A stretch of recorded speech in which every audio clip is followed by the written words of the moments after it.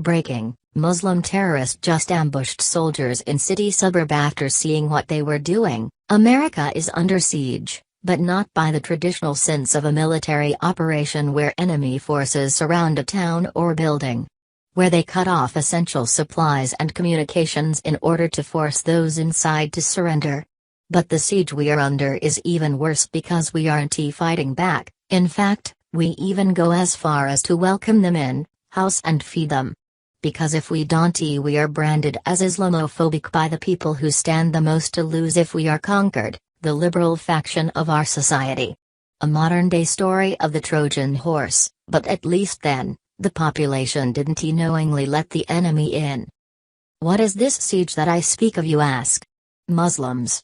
A siege is currently taking place slowly and quietly, making a casualty of one city at a time. The first city to fall is Hamtramck, Michigan. But soon after it will be Dearborn, Michigan. And before we even know it, the whole nation will surrender our values, morals, and freedoms in the name of humanity and tolerance. Detroit Free Press reports. Hamtramck residents have elected a Muslim majority to the city's 6-member city council, symbolizing the demographic changes that have transformed the city once known for being a Polish Catholic enclave. In Tuesday's election, with 6 candidates running for 3 seats, the top 3 vote-getters were Muslim, while the bottom 3 were non-Muslim. 2 of the Muslim candidates, Anamai and Abu Musa, are incumbent city councilmen, while newcomer Saad Al-Masmari, the top vote-getter, also was elected.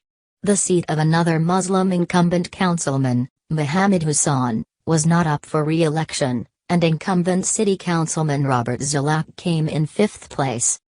Some believe the city is the first in the U.S. with a Muslim majority on its city council. 4 of the 6 council members will be Muslim, 3 of them of Bangladeshi descent and 1 Yemeni. Hamtramck has made history, said Hamtramck community leader Bill Meyer. The election was far from close, with the 3 Muslim winners each gaining over 1,000 votes, while the other 3 candidates garnered less than 700 votes each. Councilman Musa, who came in 2nd place, told the Free Press that he will work to represent everyone in the city regardless of background. I am a very good Muslim, said Musa, an immigrant from Bangladesh. I try my best to pray 5 times a day. But when I get elected, every single ethnic votes for me. Not only the Muslim vote for me, but Christians, every single ethnic group, African Americans, Polish.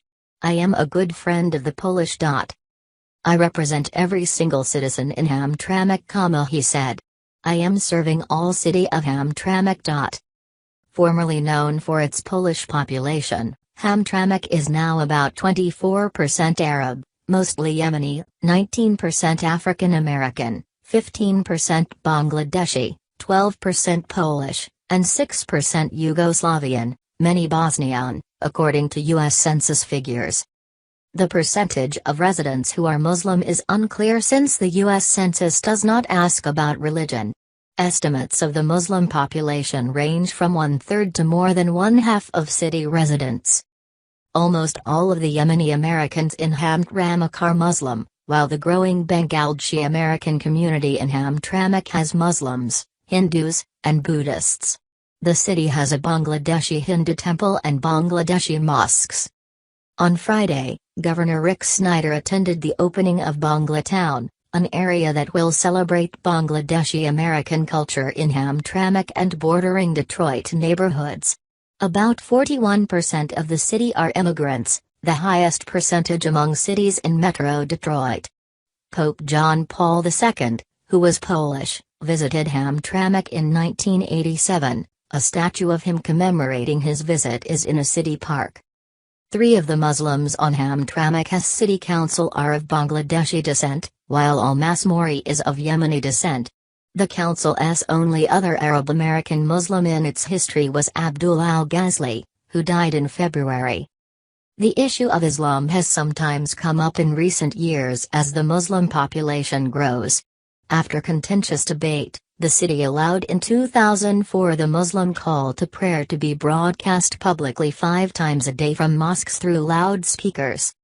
The call to prayer has drawn complaints from residents who say it's loud and intrusive, waking them up early and bothering them.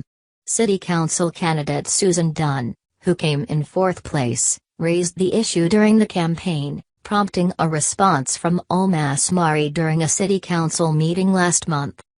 "We all want to live peacefully and respectfully," he said to the council during the October meeting, according to a video he posted to his Facebook account.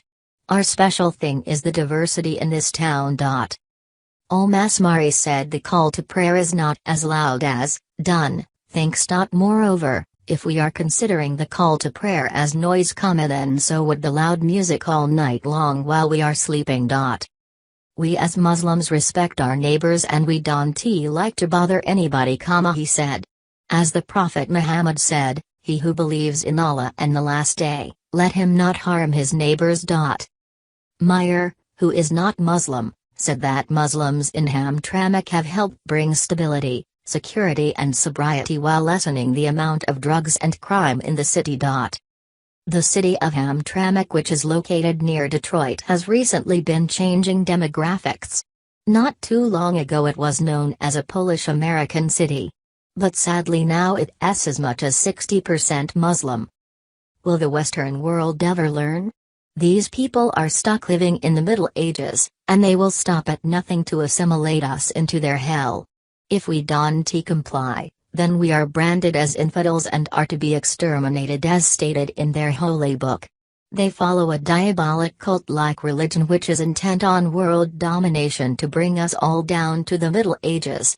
And worst of all is the leftists in this world are just too damn arrogant and stupid to see that they have the most to lose if this happens. Please share if you agree Islam has no place in the United States of America.